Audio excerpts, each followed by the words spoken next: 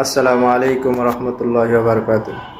আলহামদুলিল্লাহি রাব্বিল আলামিন ওয়াসসালাতু ওয়াসসালামু আলা নবিয়িল মুরসালিন ওয়া আলা আলিহি ওয়া সাহবিহি আজমাইন। আলহামদুলিল্লাহ, আল্লাহ শুকরিয়া। যে ছোট্ট একটা হাদিস, যে হযরতে আবু সাঈদ খুদরি রাদিয়াল্লাহু তাআলা আনহু থেকে হাদিস একটা বর্ণিত। তিনি বলেন, আমরা কতগুলো সাহাবী এক সফরে ছিলাম এবং সেই সফর অবস্থা আমরা এক জায়গায় এক নির্জন এলাকায় বসেছিলাম। সেই এলাকার সাইডে একটা গ্রাম বা মহল্লা ছিল। হঠাৎ একজন লোক এসে বলল যে, এ লোক সকল, তোমাদের মধ্যে এমন কেউ আছে, আমাদের এলাকার একটা গ্রামের একটা লোককে সাপে কেটেছে, যদি তোমরা কেউ তাকে একটু সাহায্য করো তাহলে সে হয়তো প্রাণে একটু বেঁচে যেতে পারে। এই বলার পর তখন সেখান থেকে একজন লোক তার সঙ্গে গেল। যাওয়ার পর সেখানে যাওয়ার পর সূরাতুল ফাতিহা পড়ে এবং সেই সাপে কাটা রোগীকে ঝাড়ফুঁক করলেন সূরা ফাতিহা দিয়ে। আল্লাহর রহমতে সেই লোকটি কি হয়ে গেল? সুস্থ হয়ে গেল, তার বিষক্রিয়া নিষ্ক্রিয় হয়ে গেল। আল্লাহ সুবহানাহু কত বড় মহিমা! সূরাতুল ফাতিহা এত কত বরকতপূর্ণ সূরা। তখন সেই লোকটি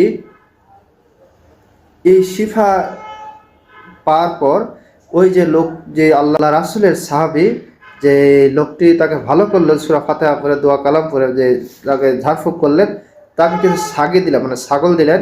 সেই ছাগলগুলি সেখান থেকে দুধ নিয়ে আসলেন এবং ছাগলগুলি নিয়ে আসলেন, কিন্তু সাহাবীরা নাখোশ হয়ে গেলেন। তারা বললেন, কেন তুমি কোরআন দিয়ে ঝাড়ফুঁক করলা এবং তার বিনিময়ে, কোরআন ঝাড়ফুঁক বিনিময়ে তুমি কেন যে এখান থেকে ছাগল নিয়ে আসলা?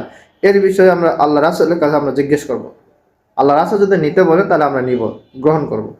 তখন সাহাবীরা আল্লাহ রাসূলের কাছে বলেন, ইয়া রাসূলুল্লাহ, আমরা একটা গ্রামের সাইডে, একটা মহল্লার সাইডে বসেছিলাম, সেখানে একজন লোককে সাপে কেটেছিল। আমরা আমাদের মধ্যে একজন সেই সাপে কাটা রোগীকে যায় সূরাতুল ফাতিহা পড়ে ঝাড়ফুঁক করলে সেই লোকটি সুস্থ হয়ে গেল এবং তাকে ছাগি দিলেন। আল্লাহ রাসূল বললেন, সূরাতুল ফাতিহা দিয়ে দিয়ে রোগ নির্ণয় করা যায়, ঝাড়ফুঁক করা, এটা তোমরা কেমন করে জানলে? তখন সাহাবীরা বলল, ইয়া রাসূলুল্লাহ, কেন জানবো না? আমরা তো আপনারই সাহাবী, আপনারই সহবর্তী আছে, আপনি তো আমাদের সব কিছু বলেছেন, আমাদের মনে আছে। আল্লাহ রাসূল মুস্কি হাসে বলেন, ঠিক আছে, যদি সেই লোকটি তোমাদেরকে ছাগি দেয় বা ছাগল দেয়, তাহলে তোমরা সেখান থেকে ছাগল গ্রহণ করে তোমার জন্য জায়েজ হবে, তোমাদের জন্য জায়েজ হবে এবং আমার জন্য হলো কিছু রেখে। সুবহানাল্লাহ, আল্লাহু আকবার। দেখেন রাসূলুল্লাহ সাল্লাল্লাহু আলাইহি ওয়াসাল্লাম কত বড় আদর্শ। আল্লাহ রাব্বুল আলামিন যে আমার রাসূলকে মুজিজা কোরআন দিলেন, এই কোরআন যদি আমরা মানুষের মাঝে প্রচলন করতে পারি তাহলে আল্লাহর দিন কায়েম, আমাদের কোনো দ্বিধাদ্বন্দ্ব থাকবে না। এখানে আর বুঝতে পারলাম যে কোরআন দিয়েও ঝাড় করা যায়। অবশ্যই কোরআন হলো শিফা, কোরআন হলো রহমত, কোরআন হলো মানুষের হিদায়াতের